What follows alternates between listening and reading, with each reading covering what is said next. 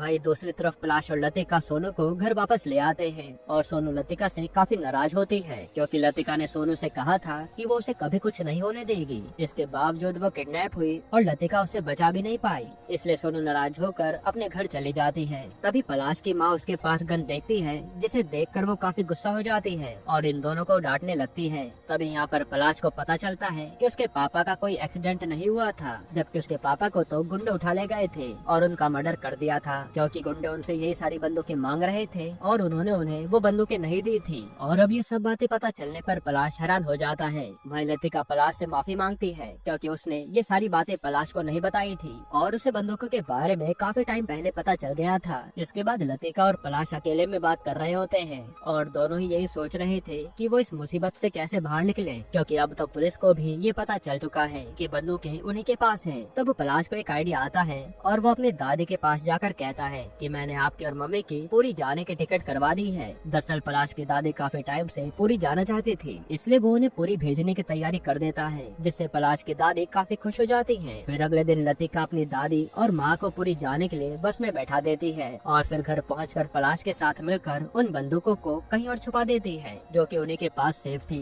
इसके बाद पिनाकी उन बंदूकों को ढूंढने के लिए वहाँ पहुँचता है तो उसे वहाँ पर कोई बंदूक नहीं मिलती और जैसे ये बात बर्मन को पता चलती है कि पिनाकी को बंदूकें नहीं मिली तो वो उस पर काफी गुस्सा हो जाता है क्योंकि बर्मन ने पिनाकी को एक हफ्ते का ही टाइम दिया था बंदूकें लाने के लिए। इसके बाद बर्मन पिनाकी से कहता है कि तुम आज के बाद मेरी टीम का हिस्सा नहीं हो और वो उसे वहाँ से भगा देता है। ये सुनकर पिनाकी को काफी गुस्सा आता है और वो लतिका और पलाश से मिलने जाता है। तब वो देखता है कि लतिका और पलाश तो बंदूकें छुपा रहे हैं और वो यहाँ उन्हें कहता है कि अब तुम्हें मरने से कोई नहीं रोक सकता क्योंकि बर्मन अपनी बंदूकें वापस लेकर रहेगा और अब धार को भी पता चल चुका है कि तुम्हारे पास बंदूकें हैं तो वो भी तुम्हें जिंदा नहीं छोड़ने वाला। साथ ही इन दोनों को मिट्टू से भी खतरा था क्योंकि मिट्टू को भी पता चल चुका था कि बैंक में चोरी इन दोनों ने ही करी थी, यानी ये दोनों बुरी तरह से फंस चुके थे।